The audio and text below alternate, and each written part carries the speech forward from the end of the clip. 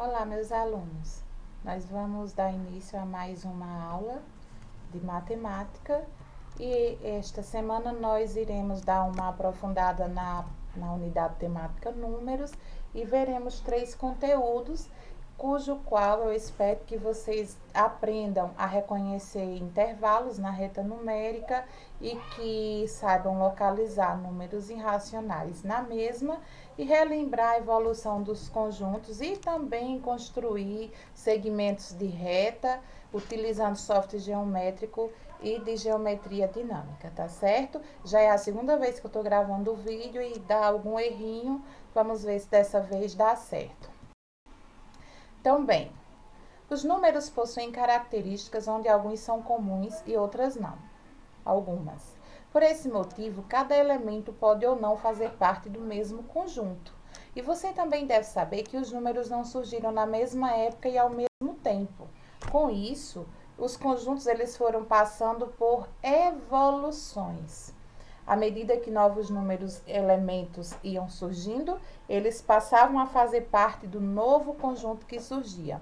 Então, os primeiros números, os primeiros elementos faziam parte do conjunto dos números naturais, que era o 0, 1, 2, 3, os números positivos e o zero como elemento neutro. Só que depois surgiram os negativos, o menos 1, menos 2, menos 3. Os naturais que já existiam passaram a fazer parte desse conjunto agora dos inteiros. Então, eles passaram a ter os números positivos em comum. Depois, com o tempo, foram surgindo os números decimais, certo? Os números decimais, as dízimas periódicas, os números fracionários, as raízes de números exatas, de números que não são primos, certo? E então esses números novos foram classificados como conjuntos dos participantes do conjunto dos números racionais. Só que já existia natural, já existia inteiro.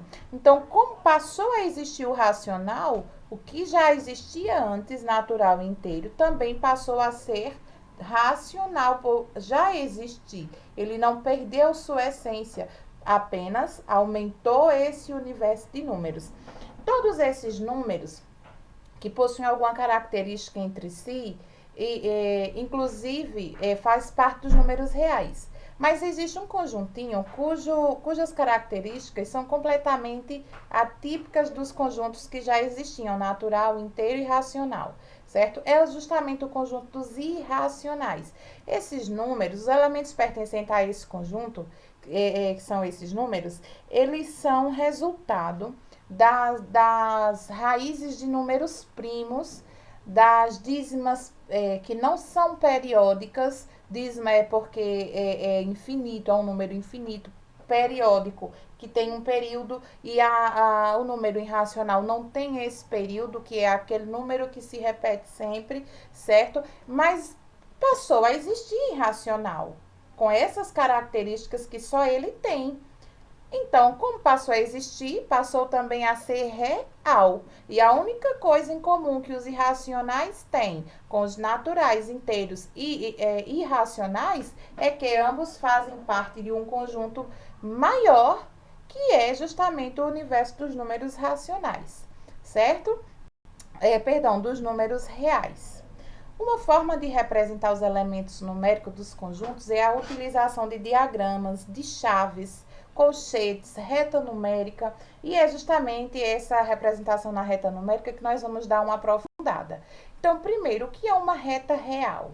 A reta real é uma reta horizontal, ela é orientada tanto para a direita quanto para a esquerda, certo? Ela possui uma origem. Geralmente, essa origem é o intersecto do meio da reta, é o nosso zero, de onde parte todos os elementos, é a partir do zero, certo? Então, os elementos que ficam colocados à frente do zero, ou seja, à direita, são os elementos positivos, certo? Então, daí eu entendo que são os positivos os números naturais, que são positivos os números inteiros positivos, que são também positivos os números racionais positivos e as frações e os decimais e as raízes exatas e as dízimas periódicas, todas positivas, ficam localizadas exatamente aqui.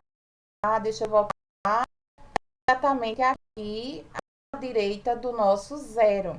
À esquerda do zero vão ter os mesmos elementos que tem à direita, só que com o sinal negativo, porque está atrás de zero. Se está atrás de zero, é negativo, certo? Isso é reta real. Então, aqui nessa reta real, nós temos representados elementos negativos, o elemento neutro, que é a nossa origem, os positivos, as frações. Se dividíssemos essas frações, teríamos aqui, ó, dízima periódica, decimal, outra dízima, decimal exato, decimal negativo. Todos esses números são reais. Só que não tem aí nenhum elemento irracional. Por quê? Porque exatamente os irracionais é aquele número que é difícil de localizar na reta. É como se ao preencher essa reta todinha com os números que pertencem ao universo dos reais, ficassem listrinhas faltando para preencher, para colorir toda essa reta, que é justamente os números irracionais, aquelas listrinhas que ficam, que são lacunas que estão ali para serem preenchidas. Então, são os números irracionais. O que são esses números e quais são eles? Os números irracionais é um número que ele é real, porque faz parte do conjunto dos reais, o conjunto maior. Só que ele não pode ser obtido pela divisão de dois números inteiros, certo? E tampouco de dois números racionais. Então, eles são reais, porém eles não são racionais. Alguns confundem os irracionais com os racionais pelo fato de surgirem ali, geralmente, existir vírgula. E também um infinito, o símbolo do nosso infinito. Só que uma característica do racional é que ele é infinito, sim, mas ele tem um período e esse período é o que torna o número especial e recebe um título de dízima periódica. As dízimas não periódicas são as que entram aí, nesse caso dos irracionais, geralmente são as divisões pelos primos, certo? A maior dificuldade de se obter a raiz de um número primo é exatamente essa, é porque não existe essa finitude e nem exatidão, não existe período. Os resultados serão sempre algarismos diferentes que vão compor a sua parte decimal e nunca vai se chegar a um fim. Certo? Olha, uma das dificuldades de localizar na reta numérica os números irracionais é exatamente essa incapacidade de se obter uma aproximação mais rápido possível, mais perto possível do número. Isso porque sempre que a gente divide e acha um resultado, se continuar insistindo, divide não, sempre que a gente faz o produto e encontra um resultado aproximado, sempre vai existir uma aproximação ainda maior, o que dificulta a localização. E uma das estratégias utilizadas para localizar os irracionais na reta real é justamente a utilização de instrumentos para isso, como o compasso, como o GeoGebra, como as réguas, como a inscrição no sistema cartesiano, a circunscrição no sistema cartesiano, e tem outras maneiras também, mas são maneiras que se utilizam de equipamentos, né? Se nós fôssemos fazer apenas no lápis, teria como? Tem como. Aqui está mostrando apenas uma das formas com instrumentos de como a gente localizar o número raiz de 2, que é o número irracional, na reta numérica. Olha, ele utilizou como princípio a medida da hipotenusa do triângulo retângulo de lado 1. Então, ele, a partir da origem, ele faz dois marcos na reta real, um à esquerda, um à direita, tomando como base aqui o vértice dessa hipotenusa, o ponto mais alto desse triângulo retângulo.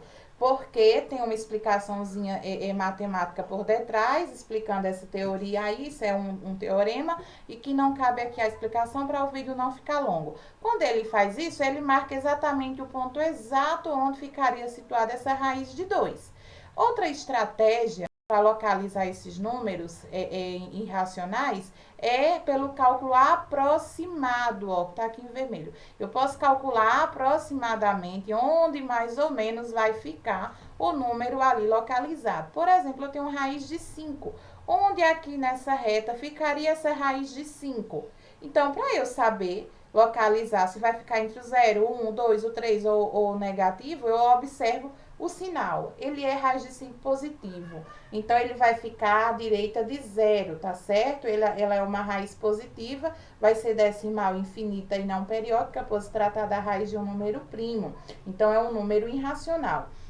Então, bem, eu vou agora imaginar quem é que tem raiz quadrada exata depois de 5 e antes de 5. Olha aqui, ó. Antes de 5, aqui embaixo, ó, aqui, onde eu tô com o mouse. Antes da raiz de 5, eu tenho raiz de 4, que é exata. Raiz de 4 é 2. E depois de 5, eu tenho 6. 6 não tem raiz exata. Eu tenho 7. 7 não tem. Tenho 8. Esses não têm raiz exata. O número que tem raiz exata depois de 5 é o 9. Não é isso? Então, a raiz de 9 é 3. Então, olha só, eu já encontrei onde eu vou pôr essa raiz de 5. A raiz de 5 vai ficar entre 2 e 3. Aqui, ó. Ela vai ficar aqui, entre 2 e 3. Aí, eu vou saber se vai ficar mais perto do 3 ou mais perto do 2 ou no meio caminho, fazendo o que se chama de tentativa. Por tentativas, eu vou fazer o seguinte, ó, aqui eu coloquei explicadinho para vocês, ó, a raiz de 5 tá entre 2 e 3, então ela vai ficar aqui. Viram que eu já localizei a raiz de 5, porque eu já sei que ela está mais perto do 2, porque eu já fiz os cálculos também. Como é que eu acho? Ora, por tentativas, você vai tentar encontrar um valor aproximado. Como é por tentativas? Você vai fazer o quadrado, a raiz não é quadrada, você vai fazer no quadrado, vai ficar entre 2 e 3. Então, entre 2 e 3, eu tenho 2,1, 2,2, 2,3, até chegar em 3, né? Então, eu vou multiplicando eles, elevando eles ao quadrado. 2,2 vezes 2,2 dá 4,82, né? 2,1 vezes 2,1 dá 4,81. Ó, já tá bem pertinho de 5, estão vendo? Não tá pertinho de 5, o 2,1, ó, dá 4,41. Aí vamos tentar com 2,2 agora. Se der maior do que 4,41, então óbvio que vai ser 2,2. E quando a gente faz com 2,2, ó, dá 4,82, que é mais perto de 5 do que 4,41, que é 2,1 ao quadrado. Então, a raiz de 5 tá aqui, ó. Se você fizer com 2,3, 2,3 ao quadrado, então vai ser 2,3 vezes 2,3.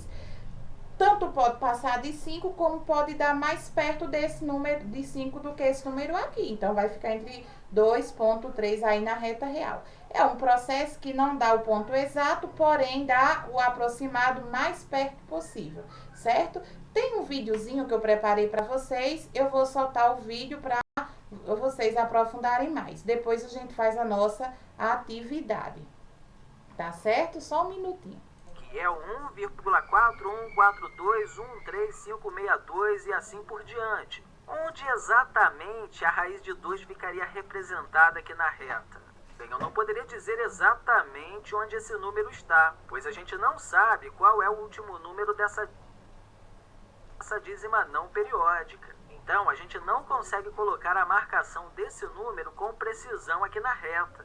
Por falar nisso, é importante deixar claro que a gente não consegue colocar com precisão sem o uso de outras ferramentas. Por exemplo, com a ajuda de um compasso, a gente consegue transferir a medida da diagonal de um quadrado para uma reta numérica. Então, aí nós teríamos condições de saber onde a raiz quadrada de 2 está localizada. Mas sem essa ferramenta, a gente consegue apenas fazer uma estimativa.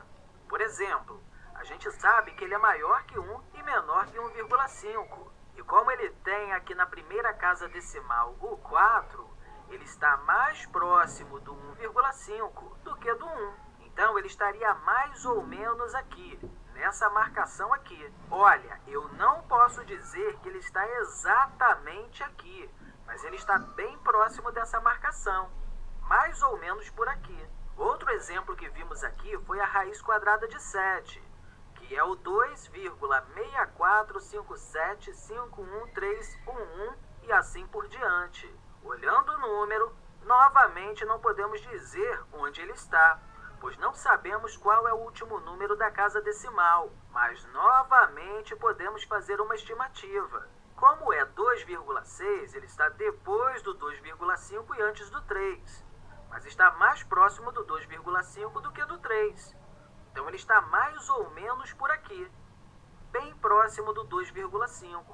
Novamente eu quero falar isso com você. Eu não posso dizer com exatidão que ele está aqui, mas ele está mais ou menos por aqui. É bom deixar isso bem claro. A gente só consegue saber com precisão com o uso de ferramentas, como por exemplo, uma régua. Mas novamente a gente pode realizar uma estimativa aqui.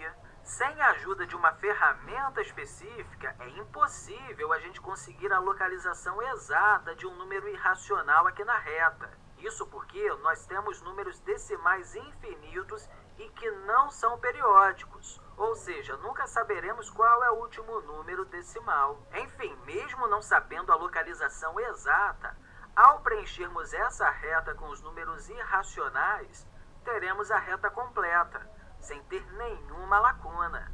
Enfim, meu amigo ou minha amiga, eu espero que você tenha compreendido tudo direitinho e mais uma vez eu quero deixar